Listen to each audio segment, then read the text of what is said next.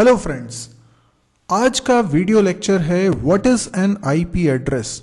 इस वीडियो को बनाते वक्त मैंने सोचा था इसका टाइटल क्या रखूं, क्योंकि मैं इसमें काफ़ी कुछ आपको बताने वाला हूं। और जब मैं भी स्टूडेंट था तो मुझे बड़ी दिक्कत होती थी ये समझने में कि आईपी एड्रेस एक्चुअल में है क्या और क्यों है। तो इसके ऊपर कई सारे वीडियोस ऑलरेडी ऑनलाइन आपको मिल जाएंगे, बहुत सारा कंटेंट मिल जाएगा।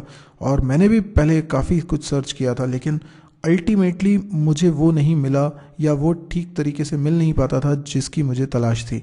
यानी what is an IP address में मैं जो आपको बताने वाला हूँ ये एक्चुअल में मेरे कभी डाउट हुआ करते थे जब मैं स्टूडेंट था। तो मुझे ऐसा लगता है कि शायद आपके भी डाउट हो, तो हो सकता है कि ये वीडियो लेक्चर आपके बहुत काम का हो। तो अगले कुछ मिनट आप ध्यान से देखिए, मैं आपको समझाने की कोशिश करूँगा कि आईपी एड्रेस क्या है, क्यों है।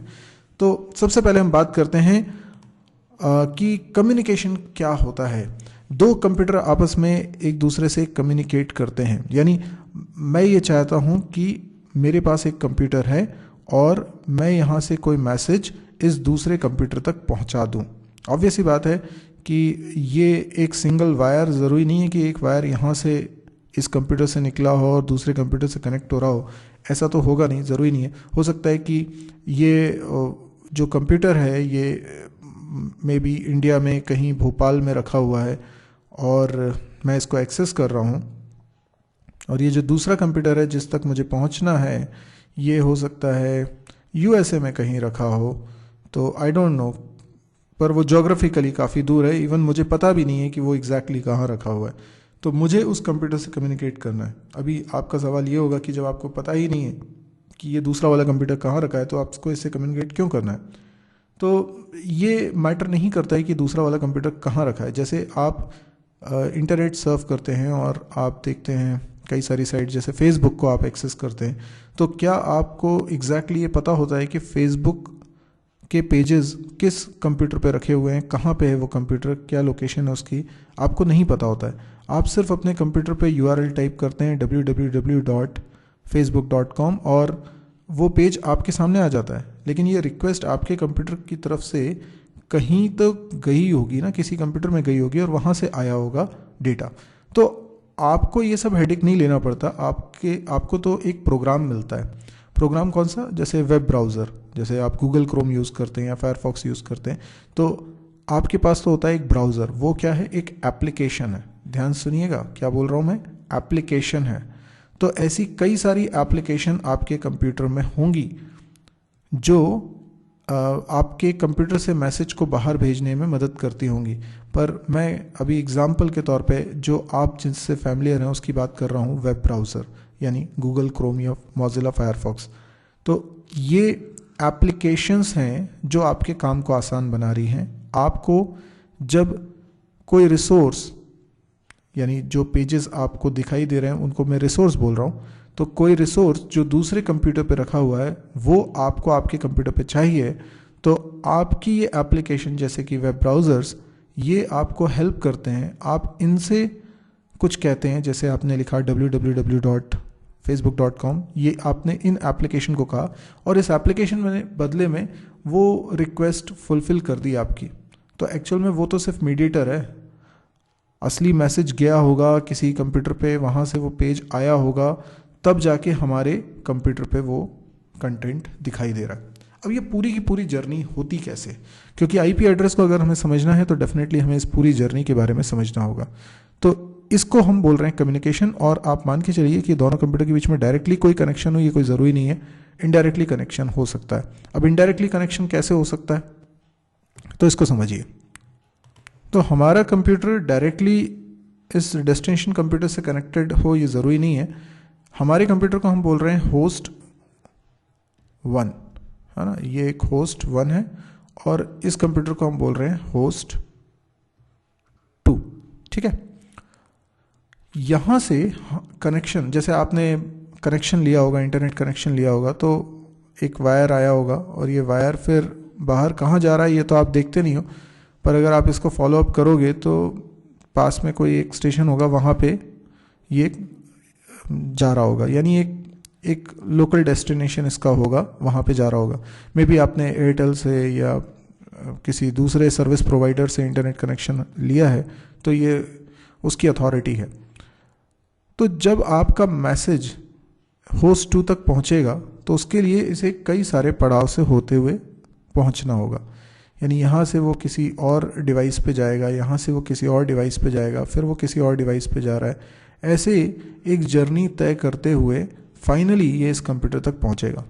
ये जर्नी है बहुत लंबी, लेकिन ये बहुत कम समय में तय हो जाती है। और ये सारे जो बीच में डिवाइसेस हैं, ये वो नेटवर्किंग डिवाइसेस हैं जो आपके इस कम्युनिकेशन को पॉसिबल बना रहे हैं। जनरली ये होते हैं राउटर्स, ठीक है, ये सभी राउटर्स हैं। Got it. खैर, अभी हम ये समझने नहीं बैठे हैं कि राउटर्स क्या करते हैं, अभी तो हम ये समझने बैठे हैं कि आईपी एड्रेस का इसमें क्या रोल है। तो हमारे इस कंप्यूटर में सबसे पहले हम अपने कंप्यूटर पे फोकस करते हैं। हमारे कंप्यूटर में TCP/IP प्रोटोकॉल इंस्टॉल्ड है और इसमें ये एक प्रोटोकॉल सूट है। अब ये प्रोटोकॉल क्या होता है इसको भी हम समझते हैं, लेकिन आज का लेक्चर हमारा पूरी तरीके से फोकस प्रोटोकॉल पे नहीं है, इसलिए प्रोटोकॉल की ज़्यादा बात ना करते हुए वो किसी और लेक्चर में हम बात करेंगे। आज हम बात करते हैं कि एड्रेसेस का क्या रोल है। तो हमारे कंप्यूटर में 4 लेयर्स होंगी। नेटवर्किंग के लिए ज़रूरी 4 लेयर्स होंगी: application layer, transport layer, internet layer and network access layer. Application layer, ये लेयर बेसिकली होती क्या है? कुछ नहीं है, कुछ रोल्स हैं। यानी एक मैसेज हमारे कंप्यूटर से निकल के डेस्टिनेशन कंप्यूटर तक जाएगा, उसके लिए हमारे कंप्यूटर में क्या क्या एक्टिविटीज़ होंगी। तो हमारे कंप्यूटर में एक एप्लीकेशन है जैसे वेब ब्राउज़र। हम जो मैसेज पहुंचाना चाहते हैं उसके लिए इनिशियल स्टेप तो हमने ली थी। हमने ब्राउज़र पे लिखा था www.facebook.com। तो ये हमारा मैसेज है। ये मैसेज क्या है? ये रिक्वेस्ट है कि हमें ये पेज चाहिए। तो एप्लीकेशन का काम यानी वेब ब्राउज़र का काम क्या है? उस मैसेज को प्रॉपर फॉर्मेट में लिखना। प्रॉपर फॉर्मेट का मतलब क्या है? एक सीरीज में कुछ इंफॉर्मेशन सेट लिखना। हमने तो रॉ स्टाइल में बोल दिया कि मुझे facebook.com वाला पेज चाहिए, लेकिन बहुत सारी एडिशनल इंफॉर्मेशन होती हैं, वो ये ब्राउज़र या एप्लीकेशन एक ख़ास तयशुदा तरीके से एक सीक्वेंस में लिख देगा। वो सीक्वेंस पहले से डिसाइडेड है और उस सीक्वेंस को एक रूल के तहत मान लो आप। एक रूल है कि भाई पहले ये लिखना है, फिर ये लिखना है, फिर ये लिखना है। कुछ इन्फॉर्मेशन है जो ये भेजता होगा। तो ये जो रूल है ना, इसी रूल को हम प्रोटोकॉल कहते हैं। जैसे एप्लीकेशन लेयर पे HTTP प्रोटोकॉल यूज़ हो रहा है, तो वो एक नियम है जिसके तहत ये मैसेज तैयार होगा। एप्लीकेशन लेयर इस मैसेज को तैयार करके कहाँ दे देगा? ये दे देगा अगली लेयर को। अगली लेयर क्या है? अगली लेयर है ट्रांसपोर्ट लेयर। ट्रांसपोर्ट लेयर क्या है? ट्रांसपोर्ट लेयर में भी एक प्रोग्राम ही है जो एप्लीकेशन लेयर द्वारा जो मैसेज दिया गया है उस पर रैपिंग का काम करता है। यानी जैसे आप गिफ्ट खरीदते हैं, गिफ्ट बॉक्स होता है, उस पर आप क्या करते हैं? कवर चढ़ा देते हैं। कवर चढ़ा देते हैं और उसके ऊपर भी एक चिट चिपका देते हैं और उस पर कुछ बातें लिख देते हैं। जैसे आप गिफ्ट देते हैं तो आप लिख देते हैं ना, किसको दे रहे हैं, कौन दे रहा है, ये इन्फॉर्मेशन लिख देते हैं। या कोई पार्सल होता है जो आप कहीं कुरियर करना चाहते हैं तो आप ऊपर एड्रेस वगैरह लिख देते हैं, कुछ इन्फॉर्मेशन, फ़ोन नंबर वगैरह लिख देते हैं। तो वो क्या होता है, किसने भेजा, किसको भेज रहे हैं, वो इन्फॉर्मेशन इसमें रहती है। तो उसी तरीके से ट्रांसपोर्ट लेयर पे जो प्रोग्राम वर्क करता है वो इस मैसेज पे एक कवर चढ़ा देता है और उसके ऊपर कुछ हेडर लगा देता है और फिर ये किसको दे देता है? इंटरनेट लेयर को।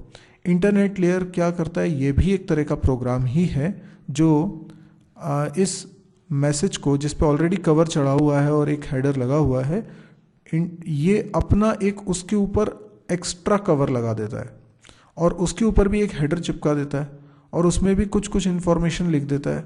और इस मैसेज को, ये पूरा रैपिंग अप है, डबल रैपिंग की हुई है, ये किसको दे देता है? ये दे देता है नेटवर्क एक्सेस लेयर को। तो नेटवर्क एक्सेस लेयर क्या करेगी? नेटवर्क एक्सेस लेयर पीसेस करेगी, क्योंकि हो सकता है कि ये मैसेज काफ़ी बड़ा होगा तो इसके छोटे छोटे कई सारे पीस भी कर सकती है वो, और उसके ऊपर ये अपनी तरफ से कवरिंग कर देती है और कवरिंग करके अपना हेडर भी लगा देती है। ठीक है। और इसके बाद इनको ये ट्रांसमिट कर देते हैं और ये ट्रैवल होते हुए फाइनली डेस्टिनेशन तक पहुंचता है। तो ये सभी लेयर्स का अपना अपना एक रोल होता है। तो आइए इस रोल को थोड़ा सा और डिटेल में समझने की कोशिश करते हैं। सबसे पहले हम बात करते हैं कि एप्लीकेशन लेयर ने क्या किया। एप्लीकेशन लेयर ने जो आपका मैसेज था ना उसको प्रॉपर फॉर्मेट में रखा, यानी एक बढ़िया आपको कुछ पार्सल अगर भेजना है कहीं पर, तो जो भी प्रोडक्ट आपको भेजना है उसको प्रॉपर तरीके से एक बॉक्स में रखेंगे आप, तो वैसे ही ये मैसेज प्रॉपर तरीके से तैयार करता है और उसके बाद ये मैसेज की अच्छे से पैकिंग करके उस पर अपना भी हेडर लगा देता है कि हाँ कुछ इन्फॉर्मेशन लिख देता है। तो एक्चुअल मैसेज इसके अंदर है और एप्लीकेशन लेयर अपनी तरफ से भी कुछ हेडिंग इन्फॉर्मेशंस लिख देता है, कुछ नेसेसरी इन्फॉर्मेशंस लिख देता है। उसके बाद क्या करता है, उसके बाद पिक्चर में आता है ट्रांसपोर्ट लेयर। ट्रांसपोर्ट लेयर को ये बॉक्स दे देता है, मैसेज का बॉक्स दे देता है, और ट्रांसपोर्ट लेयर क्या करता है, इसके ऊपर फर्दर कवरिंग करता है और अपना हेडर लगा देता है। तो इसने फर्दर कवरिंग कर दी और ये देखिए इस तरीके से मैसेज तैयार हो गया, यानी वो वाला बॉक्स जो एप्लीकेशन लेयर ने दिया था वो इसके अंदर है, ठीक है। और इसके ऊपर ये अपना हेडर लगा देता है। मतलब कैसा हेडर लगा देता है, ये टीसीपी हेडर लगा देता है, इसको अपन बोलते हैं टीसीपी हेडर। ये चिपका देगा इसके ऊपर। टीसीपी हेडर में भी कुछ इन्फॉर्मेशंस रहती हैं। इसके बाद ये जो बॉक्स तैयार हो गया है, ट्रांसपोर्ट लेयर इसको इंटरनेट लेयर को सौंप देगा। इंटरनेट लेयर क्या करेगा, इंटरनेट लेयर अपनी तरफ से इसमें और कवरिंग कर देगा, और कवरिंग करने के बाद एक नया बॉक्स जैसा आपको दिखाई देगा, और इस पर भी इंटरनेट लेयर एक हेडर लगा देगा जिसको अपन बोलते हैं आईपी हेडर। तो अभी आपने देखा हर एक लेयर अपने अपने हेडर लगा रहे हैं। और आप ध्यान रखना ये एप्लीकेशन लेयर एक प्रोग्राम है, ट्रांसपोर्ट लेयर भी एक प्रोग्राम है, और इंटरनेट लेयर पे भी जो काम हो रहा है वो भी एक प्रोग्राम के द्वारा है। हर लेयर पे कोई सॉफ्टवेयर्स ही हैं जो ये काम कर रहे हैं। तो आपने देखा होगा कि आपके कंप्यूटर में TCP/IP प्रोटोकॉल सूट इंस्टॉल्ड है। अगर है तो आपके कंप्यूटर में ट्रांसपोर्ट लेयर पे काम करने वाला प्रोग्राम भी इंस्टॉल्ड है और इंटरनेट लेयर पे काम करने वाला प्रोग्राम भी इंस्टॉल्ड है। तो इंटरनेट लेयर ने क्या कर दिया, इंटरनेट लेयर ने ये एक्स्ट्रा कवरिंग करके और उसके ऊपर आईपी हेडर लगा दिया। देन इंटरनेट लेयर ने ये बॉक्स किसको दे दिया, नेटवर्क एक्सेस लेयर को। ये बेसिकली हार्डवेयर होता है। आप लोगों ने सुना होगा NIC कार्ड या लैन कार्ड। ये क्या होता है, बेसिकली एक हार्डवेयर होता है जो आप अपने कंप्यूटर से जोड़ते हैं। अच्छा, शायद कई लोगों को अभी भी मेरी बात समझ में नहीं आई कि हार्डवेयर कहाँ है। ऑब्वियसली ये अंदर रहता है। अगर आप लोग लैपटॉप या फिर आप कंप्यूटर यूज़ कर रहे हैं, डेस्कटॉप कंप्यूटर यूज़ कर रहे हैं, तो आप जब ब्रॉडबैंड कनेक्शन लेते हैं इंटरनेट के लिए तो केबल कहाँ कनेक्ट करते हैं? आपको ध्यान होगा केबल कनेक्ट करते हैं, एक सॉकेट होता है उसके अंदर आप केबल कनेक्ट करते हैं। तो वो जिसमें आप पिन अप करते हैं केबल को, उसका वो हिस्सा जिसमें आप पिन अप करेंगे वो बाहर दिखाई देता है कंप्यूटर के, लेकिन उसका आधा हिस्सा, मेजर हिस्सा, वो तो कंप्यूटर के अंदर हो जाता है ना। वो क्या है, वो हार्डवेयर है, वो एक सर्किट है। उसी को हम लैन कार्ड बोलते हैं या नेटवर्क कार्ड बोलते हैं, NIC कार्ड बोलते हैं। तो ये जो कार्ड होता है ना, ये बेसिकली एक हार्डवेयर है। इसमें प्रोग्राम इंस्टॉल्ड है, ये हार्ड कोडेड प्रोग्राम इंस्टॉल्ड है। ये नेटवर्क एक्सेस लेयर वाला काम करता है, यानी इसी में वो काम होते हैं जो नेटवर्क एक्सेस लेयर को करने होते हैं। बेसिकली ये जो मैसेज इंटरनेट लेयर ने नेटवर्क एक्सेस लेयर को दिया है, यही हार्डवेयर का काम रहता है कि उस मैसेज को प्रॉपरली ब्रेक डाउन करके स्मॉल पीसेस में ब्रेक करे और उसमें भी अपना हेडर लगा देता है। यानी पहले तो उस मैसेज को भी रैपिंग अप कर देगा, उसके कई पीसेस करके रैपिंग अप कर देगा और एक प्रॉपर मैसेज तैयार हो जाएगा जो कि अब सेंड आउट हो सकता है। तो ये रॉ सीक्वेंस ऑफ 0-1 के फॉर्म में सेंड करेगा। अब अगली स्टेज क्या है, अब ध्यान से सुनिएगा।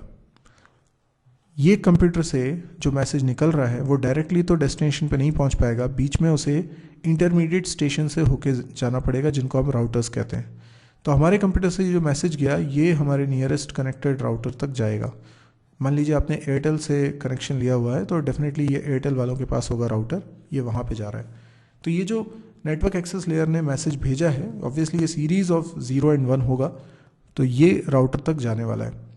तो ऑब्वियस ही बात है कि हमारे कंप्यूटर को ये पता होना चाहिए कि डेस्टिनेशन कहाँ है। तो अभी जिस NIC कार्ड या लैन कार्ड की मैं बात कर रहा था, हर एक लैन कार्ड का अपना एक यूनिक एड्रेस होता है। तो जैसे केबल का एक सिरा हमारे कंप्यूटर से कनेक्ट हुआ है, वैसे ही दूसरा सिरा राउटर से भी कनेक्ट हुआ है। तो इससे क्या होता है कि दो हार्डवेयर, एक इस कंप्यूटर में एक इस कंप्यूटर में आपस में कनेक्टेड हो गए। तो एक्चुअली ये दो कंप्यूटर आपस में कनेक्टेड हैं। इससे ज़्यादा अच्छा होगा ये बोलना कि दो लैन कार्ड आपस में कनेक्टेड हैं। क्या बात समझ में आ रही है आपको? यस, इसमें भी एक लैन कार्ड है राउटर में और कंप्यूटर में भी। तो ये दोनों आपस में कनेक्टेड हो रहे हैं इस वायर के द्वारा। और हर लैन कार्ड का एक एड्रेस होता है जिसको हम हार्डवेयर एड्रेस या मैक एड्रेस भी बोलते हैं। तो ये ज़रूरी है कि ये जो मैसेज सेंड किया जा रहा है इसके ऊपर डेस्टिनेशन एड्रेस लिखा हो, डेस्टिनेशन का मैक एड्रेस। तो जब एक मशीन से दूसरी मशीन तक मैसेज जा रहा है तो दोनों के लैन कार्ड के एड्रेस यानी मैक एड्रेसेस नोन होने चाहिए। तो पहले कंप्यूटर ने जो मैसेज भेजा है उसमें सोर्स का यानी खुद का मैक एड्रेस भी लिखा है और डेस्टिनेशन का मैक एड्रेस भी लिखा है, तभी तो ये मैसेज यहाँ तक पहुँच पाता है। अब मैसेज यहाँ पहुँच गया, उसके बाद राउटर क्या करेगा? राउटर अगले राउटर से कनेक्टेड है, तो इसका मतलब इस राउटर में एक और लैन कार्ड है जो कि दूसरे राउटर के लैन कार्ड से कनेक्ट हो रहा है। तो वो अब इस मैसेज को आगे प्रोपोगेट करा देगा और इस समय इसमें हेडर चेंज हो गया होगा और इसमें MAC address source MAC address के रूप में इसने अपने मैक एड्रेस का नंबर रखा होगा और डेस्टिनेशन मैक एड्रेस में ये जो अगला राउटर है उसके मैक एड्रेस को लिखा होगा। इस तरीके से ये एड्रेसेस बदलते जाते हैं। तो जैसे मान लीजिए कि आपको एक शहर से दूसरे शहर तक जाना है तो बीच में कई सारे स्टेशन आ रहे हैं, तो ये बीच में कई सारे स्टेशन हैं। तो एक स्टेशन से दूसरे स्टेशन तक पहुंचने की अगर हम चिंता करें तो हमें सिर्फ मैक एड्रेसेस पता होने चाहिए। तो इस तरीके से ये मैसेज प्रोपोगेट होते होते होते फाइनल डेस्टिनेशन तक पहुंच जाएगा।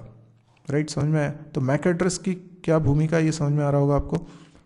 तो ये कंप्यूटर से ये कंप्यूटर तक कनेक्ट हो रहा है, तो ये कंप्यूटर तो होस्ट कहला रहे हैं, लेकिन ये कंप्यूटर से ये कंप्यूटर हम नोड कहलाएंगे। जो कनेक्टिंग डिवाइस हैं उनको हम नोड बोलते हैं। तो ये पहला नोड है। नोड से नोड तक कम्युनिकेशन करने के लिए आपको क्या चाहिए? मैक एड्रेस चाहिए होगा। ठीक है, अब ये मैसेज वहां पहुंच गया है। ठीक है, तो यहां पर भी नेटवर्क एक्सेस लेयर होगी इस दूसरे कंप्यूटर में भी, उसका भी वही काम होगा। जैसे वहां से नेटवर्क एक्सेस लेयर ने मैसेज सेंड करने का काम किया था, ये रिसीव करने का काम करेगा। तो इस कंप्यूटर पे जो नेटवर्क एक्सेस लेयर है वो इस मैसेज को रिसीव कर लेगी और रिसीव करने के बाद इसमें जो हेडर लगा होगा इसको प्रोसेस भी कर लेगी, क्योंकि इस हेडर में जो लिखा है वो उसके लिए ज़रूरी है, उसको कुछ काम करने होंगे, वो ज़रूरी है। वो हर एक नेटवर्क, हर एक जो लेयर होती है उसके अपने कुछ स्पेसिफिकेशन होते हैं, कुछ काम होते हैं, वो काम उसको करने होंगे, वो उस हेडर की बदौलत कर पाएगा। उसके बाद ये इसको ओपन कर देंगे। अभी तक हम क्या कर रहे थे? सोर्स कंप्यूटर में जो होस्ट 1 था वहाँ पे मैसेज के ऊपर रैपिंग करते जा रहे थे, तो वो इनकैप्सुलेशन होता जा रहा था। लेकिन अब क्या होगा ना कि अब इसका रिवर्स होने लगेगा, अब डी इनकैप्सुलेशन होने लगेगा। तो अब ये इधर आ चुका है, तो हम इसको इनकैप्सुलेशन नहीं बोलेंगे, हम इसको बोलेंगे डी इनकैप्सुलेशन।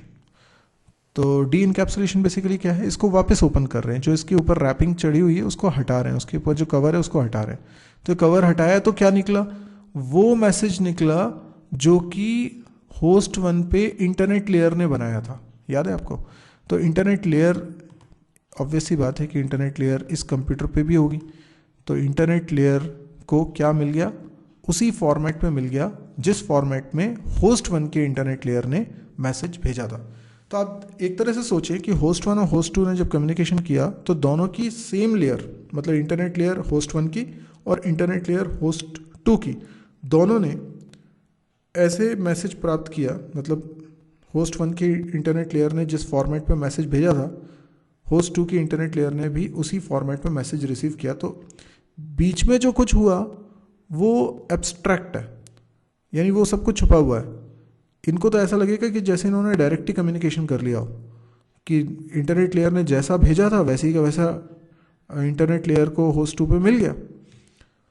तो जो दोनों होस्ट पे करस्पॉन्डिंग लेयर्स हैं वो आपस में डायरेक्टली कम्युनिकेट भले ही नहीं करती, लेकिन ऐसा इल्यूजन होगा कि वो डायरेक्टली कम्युनिकेट कर रही है।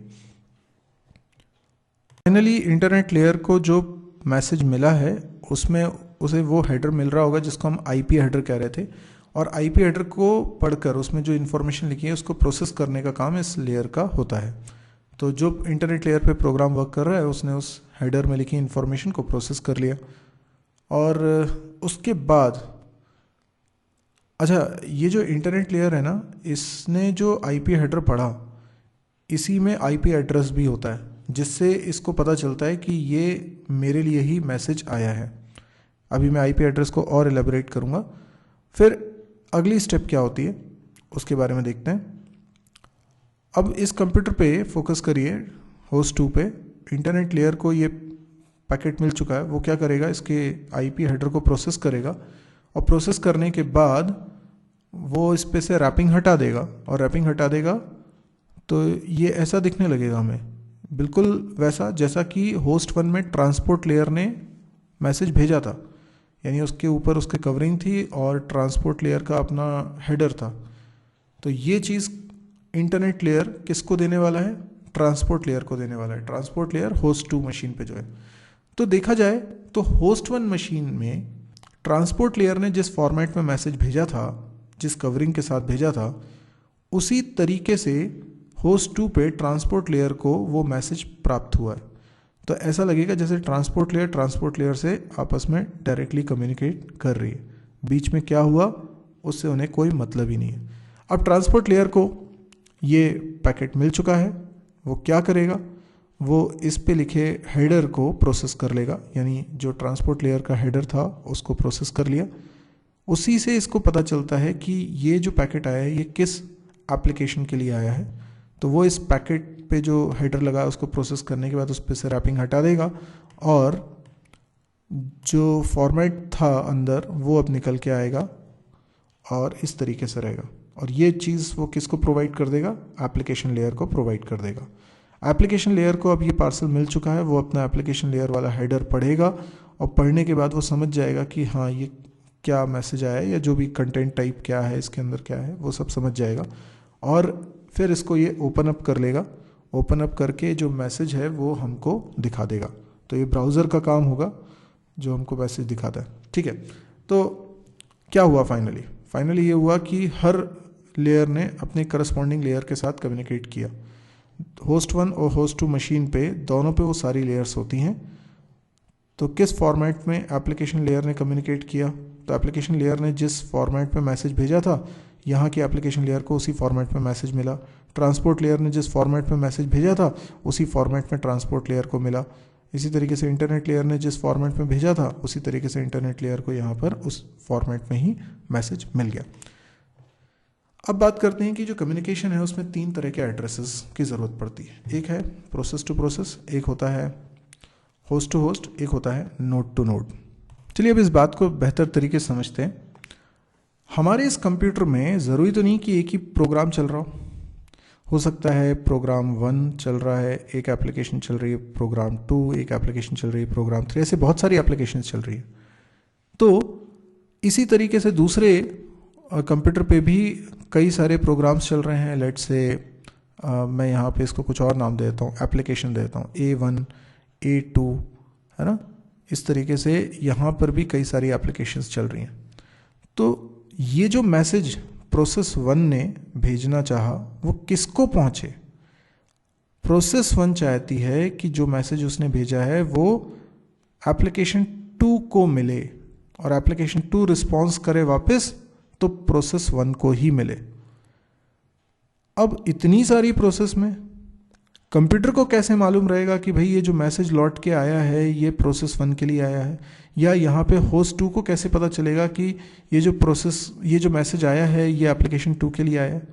तो हर एक प्रोसेस को आइडेंटिफाई करने के लिए एक नंबर होता है जिसको हम बोलते हैं पोर्ट नंबर। ध्यान रखिएगा ये पोर्ट नंबर हर एक प्रोसेस का अलग अलग होगा, और हमारे कंप्यूटर पे ये port number dynamically operating system ही असाइन करता है।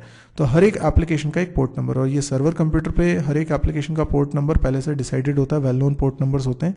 इसीलिए जब हमारी एप्लीकेशन किसी पर्टिकुलर एप्लीकेशन से कम्युनिकेट करना चाहती है तो उसका पोर्ट नंबर उसे पहले से मालूम होता है, क्योंकि ये वेल नोन पोर्ट नंबर्स हैं, रिजर्व पोर्ट नंबर्स हैं।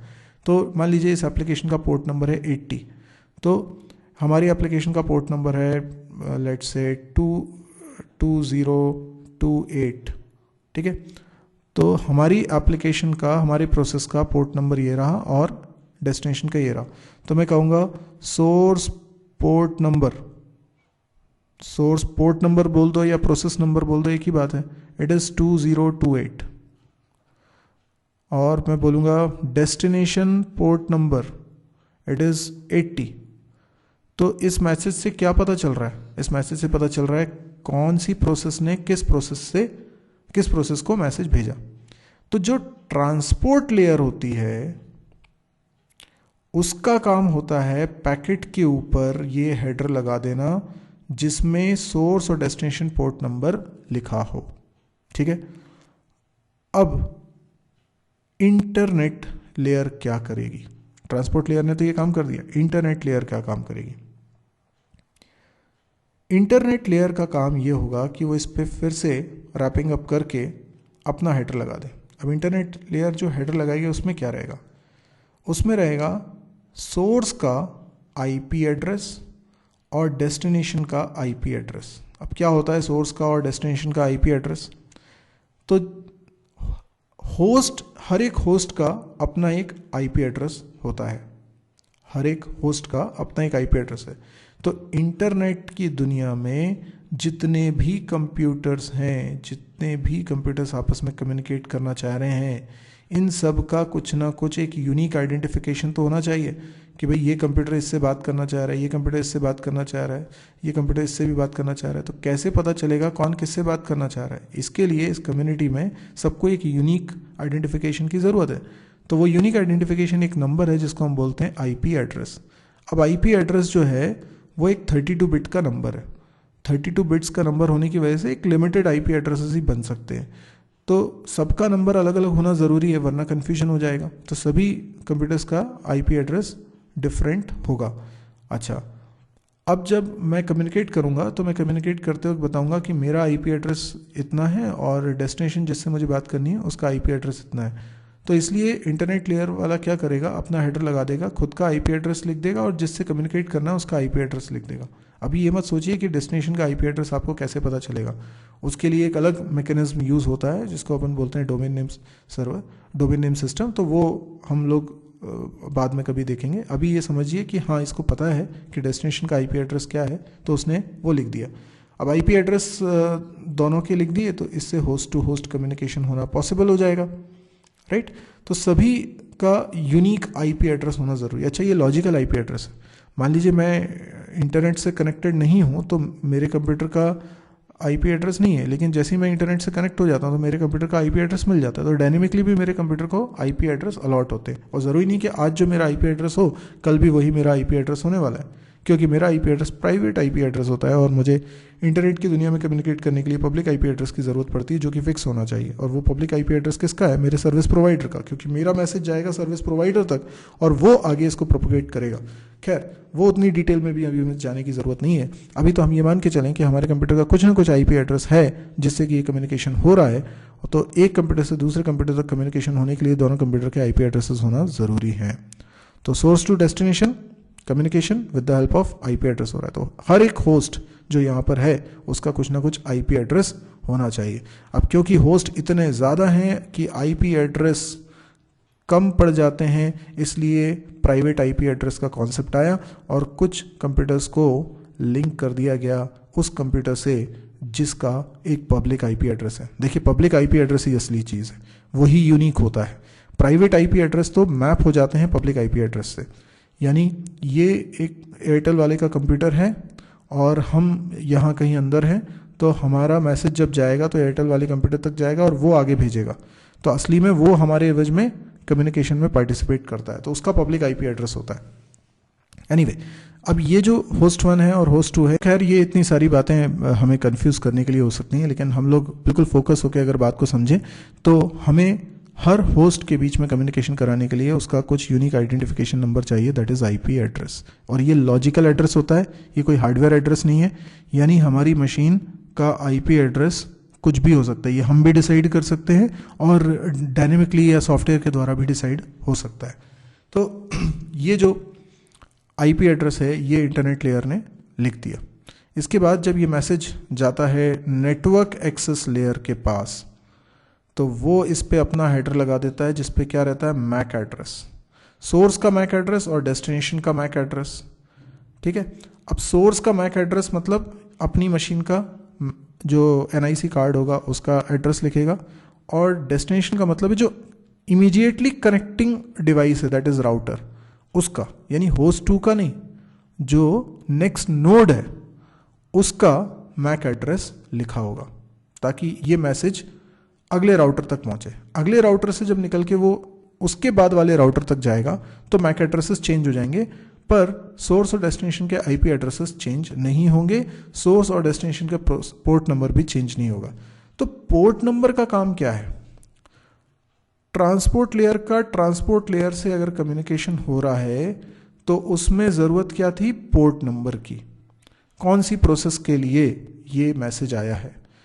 इंटरनेट लेयर से इंटरनेट लेयर का अगर कम्युनिकेशन हो रहा है तो उसमें ज़रूरत है IP एड्रेस की, और जब नोड टू नोड कम्युनिकेशन हो रहा है, नेटवर्क एक्सेस लेयर से नेटवर्क एक्सेस लेयर का कम्युनिकेशन हो रहा है, तो हमें ज़रूरत पड़ती है मैक एड्रेस की। तो तीनों एड्रेसेस के रोल्स अलग अलग हैं। हार्डवेयर नोड से नोड तक पहुंचाता है, तो ये देखिए, प्रोसेस से प्रोसेस तक पहुंचाने के लिए पोर्ट नंबर की ज़रूरत है, यानी सोर्स कंप्यूटर पे होस्ट 1 पे कौन सी प्रोसेस, तो पोर्ट नंबर से पता चलेगा। डेस्टिनेशन कंप्यूटर पे कौन सी प्रोसेस के लिए मैसेज भेजा जा रहा है, तो वो भी पोर्ट नंबर से पता चलेगा।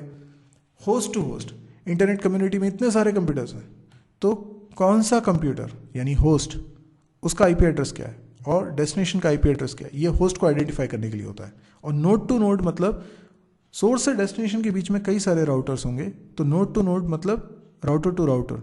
हमारा कंप्यूटर भी एक नोड रहेगा उसमें, तो पहले मैसेज हमारे कंप्यूटर से निकल के अगले राउटर पे जाएगा, तो ये दोनों नोड है। फिर वो पहले राउटर से दूसरे राउटर के पास जाएगा, दूसरे से तीसरे के पास जाएगा, और इसमें जो ज़रूरत होती है वो होती है मैक एड्रेस की। तो हर एड्रेस का अपना अलग पर्पस है। हम IP एड्रेस और पोर्ट नंबर को मिला के सॉकेट एड्रेस भी बोलते हैं। अब स्पेसिफिकली समझे IP एड्रेस के बारे में, तो IP एड्रेस का जो हम यहाँ पे बखान कर रहे हैं वो सब IPv4 एड्रेस है। IPv6 एड्रेस भी मार्केट में आ चुका है और अभी भी, लेकिन IPv4 एड्रेस ज़्यादातर यूज़ होता है। IPv4 एड्रेस पुराना वर्जन है, IPv6 नया वर्जन है। तो होस्ट टू होस्ट कम्युनिकेशन करने के लिए हमें IPv4 एड्रेस की ज़रूरत पड़ती है, और ये लॉजिकल एड्रेस कहलाता है। जबकि मैक एड्रेस की बात करें तो वो हार्डवेयर एड्रेस कहलाता है, फिक्स एड्रेस होता है वो। लॉजिकल एड्रेस मतलब IP एड्रेस। तो IP एड्रेस 32 बिट का होता है, यानी 3201 इसमें आ सकते हैं। तो इसके कारण ये 232 आपको दिखाई दे रहा होगा, ये एक्चुअल में 232 नहीं है, ये है 2 पावर 32। ठीक है, लिखने में मेरी मिस्टेक है, मुझे माफ़ कीजिएगा, ये 2 पावर 32 लिखा है। तो this gives maximum of 2 power 32 addresses. 2 power 32 मालूम है आपको कितना होता है? लगभग 4 बिलियन। क्या 4 बिलियन एड्रेसेस होते हैं? नहीं, 4 बिलियन एड्रेसेस नहीं होते एक्चुअल में उससे थोड़े बहुत कम ही हैं, 2 बिलियन के आसपास ही होते हैं, क्योंकि कुछ एड्रेसेस ना रिजर्व्ड होते हैं कुछ खास पर्पस से, तो वो एड्रेस के क्लासिफिकेशन में हम समझेंगे। तो there are 2 notations to show IPv4 address. IPv4 address को शो करने के 2 तरीके हो सकते हैं। जैसे जो ज़्यादा फेमस आपको समझ में आता है वो डॉटेड डेसिमल नोटेशन समझ में आता है, 117.149.29.2। तो ये बेसिकली बाइनरी में अगर लिखा जाएगा तो इस तरीके से 32 बिट्स लिखी जाएंगी। ये 32 बिट्स है, अगर आप काउंट करें तो ये 32 बिट्स लिखी हुई हैं, और ये कुछ नहीं 117 ही लिखा है, 117 का ही बाइनरी मैंने करा हुआ है, ये 149 का बाइनरी किया हुआ है। तो ये 1 बाइट है ना, 8 बिट्स का मतलब होता है 1 बाइट। तो 1 बाइट के मैंने 4, अभी ऐसे आप कैलकुलेट करते तो कितना बड़ा नंबर होता, अगर इस नंबर को बाइनरी से डेसिमल में कन्वर्ट करना होता तो बहुत बड़ा नंबर होता, तो याद रखने में भी उतना आसान नहीं होगा। इसीलिए इसको 1 बाइट में डिवाइड कर लिया और डॉट से सेपरेट कर दिया जब डेसिमल नंबर में इसको लिख रहे हैं।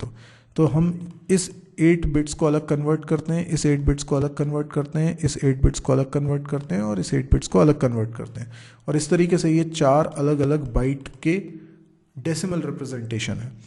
तो आप दोनों में से किसी भी तरीके से लिख सकते हैं, ये तरीका ज़्यादा फेमस है, राइट। अब इसमें ये जो एड्रेस होता है, ये एड्रेस को देखकर बताना आसान है कि ये पब्लिक IP एड्रेस है कि प्राइवेट IP एड्रेस है, या खास तौर पे रिजर्व्ड, किसी खास पर्पस से रिजर्व्ड IP एड्रेस है। तो ऐसा हो सकता है। अभी ये जो मैपिंग है मैं वो बता रहा था कि जो ये बाइनरी है ये 117 का ही बाइनरी लिखा हुआ है। तो आईपी एड्रेस बेसिकली इसी तरह का इतना ही है आईपी एड्रेस में कि आईपी एड्रेस कैसे रिप्रेजेंट होता है। पर आईपी एड्रेस के बारे में इतनी सी बातें नहीं, अभी आईपी एड्रेस के बारे में बहुत सारी बातें। जैसे पहले क्लासिफिकेशन किया हुआ था इन एड्रेसेस का, अलग अलग परसेप्शन से हम इन एड्रेसेस के क्लासिफिकेशन कर सकते हैं। वो क्लासिफिकेशन हमको समझना होता है, इसमें सबनेटिंग हमको समझना होता है। तो आईपी एड्रेसेस से रिलेटेड अभी बहुत कुछ है जो हम पढ़ सकते हैं। लेकिन आज का लेक्चर बेसिकली मुझे भी नहीं मालूम मैं कितना टॉपिक कवर कर पाया हूँ, कितना नहीं कर पाया हूँ, और आपके काम आया कि नहीं आया, पर कुछ मैंने बताने की कोशिश करी है और मैं इसको प्रॉपर शेप में लाने की कोशिश करूँगा, प्रॉपर इसका सीक्वेंस बनाऊँगा। लेकिन फिर भी अभी ये कैंपस प्रिपरेशन के हिसाब से आईपी एड्रेस क्या होता है ये जानने के लिए कुछ हेल्प आपको शायद कर सकता है। ये आपको हो सकता है स्पेसिफिकली काफ़ी सारे डाउट्स हों, तो आप इस वीडियो के नीचे कमेंट्स करिए, आप मुझे पूछिए सवाल, मैं कोशिश करूँगा कि आपके सवालों के जवाब दे सकूँ। यदि आपको ये वीडियो पसंद आया हो तो आप इसको लाइक करिए, और यदि आप इस तरह के और वीडियोस देखना चाहते हैं तो आप इस चैनल को सब्सक्राइब करिए। आप मेरी वेबसाइट पे भी मुझे मेरे वीडियोस को देख सकते हैं www.mysirji.com। इस वेबसाइट पे आपको C++, जावा, PHP, MySQL, data structure, DBMS, programming exercise या कैंपस प्रिपरेशन से रिलेटेड वीडियोस मिलेंगे। और इसमें डेली वीडियोस अपलोड होते हैं। आजकल मैं 2 वीडियोस डाल रहा हूँ, पर हो सकता है आगे जाके मैं और ज़्यादा वीडियोस अपलोड करूँ डेली। तो आप जब भी इस वेबसाइट को ओपन करेंगे तो आपको कई सारे वीडियोस नए हमेशा मिलते रहेंगे। तो अगर आपको अच्छा लगे तो आप इसको बुकमार्क कर लीजिएगा।